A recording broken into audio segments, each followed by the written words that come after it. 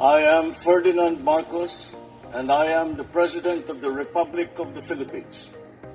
I stand today on behalf of 110 million Filipinos. Hi everyone! Hello Universe, it's me again. Shoutout sa inyo mga kababayan. Marcos Loyalist Supporters Filipino and OFW. But anyway guys, meron tayong upload videos. Sa sunan ni Pangulong Marcos kahapon, nasabi niya mga kababayan, ang ang pinakamaganda talaga sa nagustuhan ko, talagang tinamaan yung mga kurap, no, yung mga politician, hindi naman lahat. Oo, talagang yun ang gusto ko. Dahil dito mga kababayan, nabanggit niya yung 2026 budget, So ito si Speaker Martin mga kababayan, may sinabi po siya. Ito, maganda ito guys dahil para lang sa ganun makita ng taong bayan. Ito, basahin ko sa inyo So ayan guys, itutulak ng Kamara de Representantes na mabuksan sa publiko ang deliberation ng Bicameral Conference Committee kaugnay na ng panukalang national budget upang malaman ng publiko kung saan mapupunta ang pundo. Maganda yan. Yan si Speaker, no? But anyway guys, no? Congratulations kay Speaker Martin, mga bes, Siya po ang nahalal, no? Sa 269 votes, na mananatili siyang Speaker of the House ng 20 Congress. OMGos. Congratulations. And ang ating Congressman Sandro, siya po ay hinalal bilang majority floor leader. Naku, bes. Medyo medyo mahirap na trabaho pero kaya niya yan. Ayan Panlaban sa korupsyon, Romualdez, pinabubuksan sa publiko Bicam ng budget. Maganda yan. Abangan po natin yan mga kababayan. We will allow the participation and watchdogs in all levels of budget's deliberation from committee, hearing to plenary session. Hindi lang natin bubuksan ang Kongreso para sa mga mamayang magbabantay ng budget. Manood din na ang lahat ng discussion sa telebisyon at mga social media platform. Sabi po ng Abante News Online. Maganda ito guys. Yan ang gusto ko kay Speaker. Di ba? Kaya naman, kahapon sa sunan ni Pangulong Marcos Jr., tinamaan ang mga kurakot. Di ba? Yung iba talagang pinipilit pang tumayo, no? Kunwari, masaya, pero wag ka. It hurts, di ba? So dahil dyan guys, panoorin nyo po itong speech ni Speaker sa kanyang pagkahalal bilang 20 Congress ng Speaker as a Speaker ng Kongreso mga kababayan. And of course, dahil sa katayuan ni Speaker ay napakagaling niya bilang Speaker of the House. Even si Congressman Garin talagang nakikita niya kung gaano kagaling mamuno ito si Speaker. So sabi ko nga mga kababayan, do you think fit siya magiging leader ng bansa in the future? Who knows? Hindi natin alam. Kung tatakbo siya, why not? Susuportahan po natin. But siyempre para kompleto detalyado, panoorin niyo po yung kanyang speech kahapon. Wow! See you again guys on my next upload video. Eto na! With 269 votes, the chair declares the Honorable Ferdinand Martin G. Romualdez from the 1st District of Leyte as the duly elected Speaker of the House of Representatives for the 20th Congress. With humility in my heart and a deep sense of duty, this indeed is an honor that I embrace with full awareness of the responsibility it entails, not only to this esteemed institution, but most importantly, to the Filipino people we have all sworn to serve. I rise today to accept the renewed trust you have given me to serve once again as your Speaker of the House of Representatives.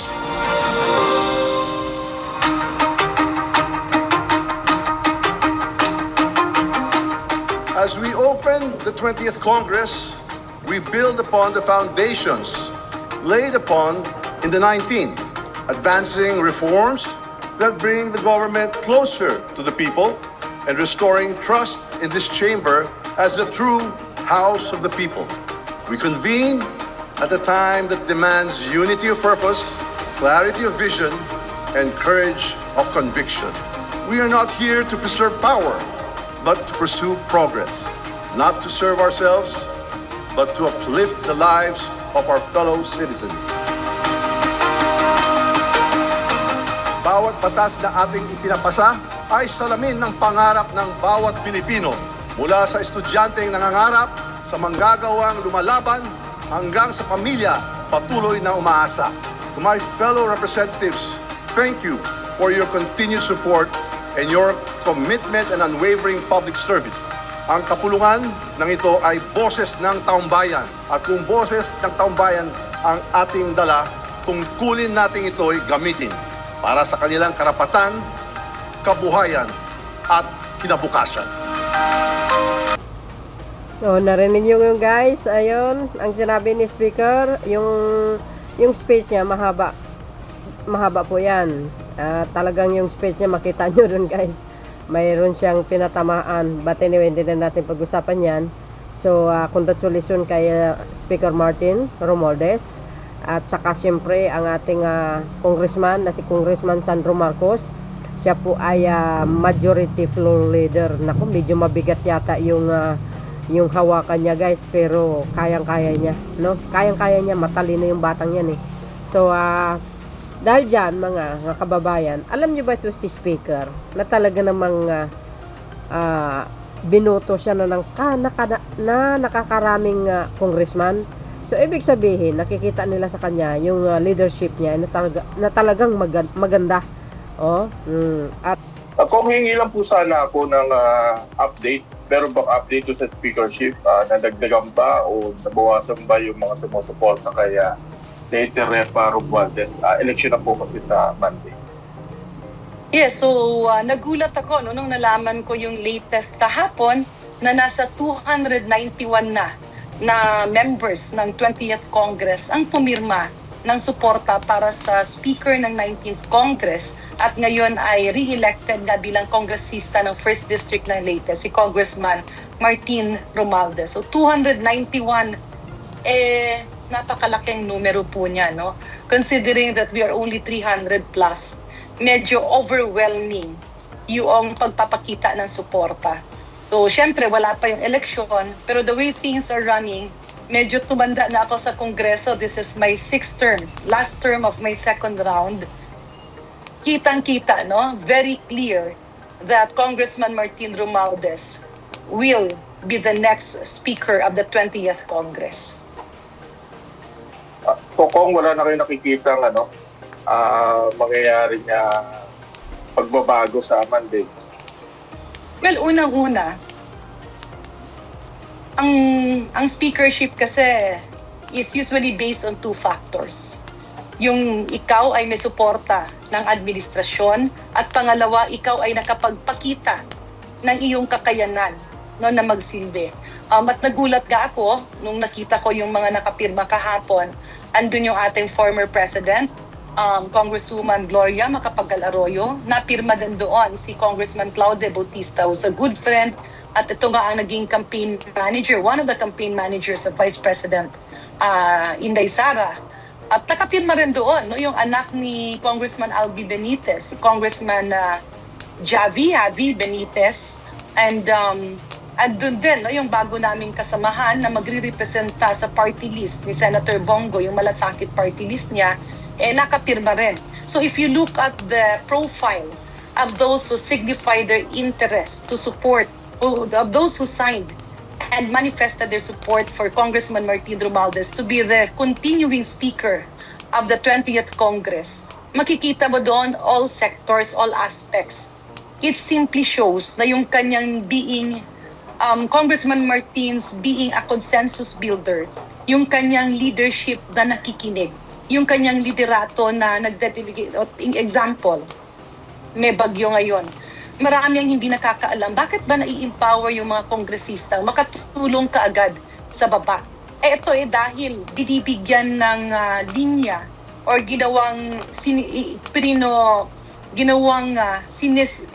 linagay, no? Okay, pinasok ni Congressman Martin Romualdez sa sistema yung agaran, nakaka-action, mabilis. If we go back, that's the Bagong Pilipinas mission and vision where everybody can immediately respond kung may kakailangan ng ating mga taong bayan. So, all of this, if you look at, wala kang ibang masabi eh. So, kahapon lang, kung may bagyo, or not only this bagyo, yung mga ibang nakaraang sakuna, andyan kaagad yung ating mga representante na nakaka-action agad because na-empower ni Congressman Martin Romualdez. Unlike, syempre kung titingnan mo, okay naman yung ating mga previous speakers. Pero ito, delegated no, yung powers. Ibig sabihin, talagang tinitingnan niya paano makakatulong yung bawat isa sa amin, sa aming mga kababayan. There's also that attitude of being inclusive and consultative. Medyo bihirang trait yan no, sa ating mga leaders. And maintaining the institutional integrity and professionalism within the House is also something. Kaya kung titingnan mo, ang dami-daming nagawa ni Kong Martin Romualdez nung 19th Congress na talagang masasabi mo, dapat ipagpatuloy. Even the staff of Congressman, yung ating mga legislative staff, yung support on how they do research, yung pag-develop ng kanilang professionalism, and yung matutugunan mo at maririnig mo yung hinaing ng taong bayan. These are things that actually contributed to many congressmen rooting for his continuity in terms of leadership in the House. Sa totoo lang, Billy, minsan hindi ko rin maintindihan eh. Kasi dati-rate naman, kapag ikaw ay may interes sa isang posisyon, nagpapakita ka. In this case, maraming bulong-bulong, maraming lumalabas sa mga media, merong iba lumalabas sa social media. Pero lahat ito parang proxy war eh. So napakahirap na merong iba na nag-i-interest na maging speaker, pero sila mismo ay hindi nila kayang lumabas, magsalita at sabihing interesado sila sa speakership post. So if you don't have the guts to come out in the open and appear na ikaw nga ay interesado sa posisyon, paano ka naman magkakaroon ng guts na labanan ang lahat ng problema ng sambayan ng Pilipino at kailangan ikaw bilang leader ng ating more than 300 plus congressmen. So, ang nakikita natin dito, I mean, sa tinanda ko, no, sa tagal ko sa Kongreso, yung positioning becomes an area of bargaining. And I believe, dapat ito ihinto. Kasi ang positioning, kapag ikaw ay may gusto ng isang posisyon, with that power comes responsibility and accountability. Hindi pwede, on my part, no, sa pananaw ko, hindi maganda na parang magpo-position ka ng speaker pero at the same time, you're just rooting for a bargaining post. Ang dapat noon, bawat posisyon, speaker man yan, deputy speaker man yan, chairmanship man yan, iprepresenta mo yung sarili mo sang-ayon sa kakayanan mo, sa kapabilidad mo, at sa iyong historical performance.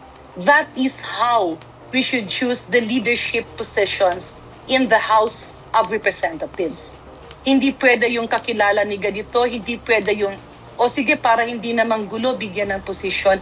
Because with that position comes accountability. Kaya napaka-importante ng qualifications and historical performance.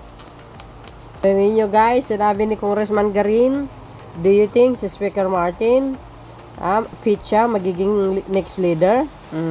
Hindi natin alam guys, basta ako sa leadership, sa pagkatao, sa ugali, very humble. Palagay ko si Speaker Martin fit na fit yan bilang presidente ng Pilipinas. Who knows, hindi natin alam. If may plano siya, no? Hindi natin alam. Kung sa level ng pamumuno, sa ugali, walang-wala si Sara Duterte sa kanyang pagkatao. Alam po natin si Speaker, abogado din po yan.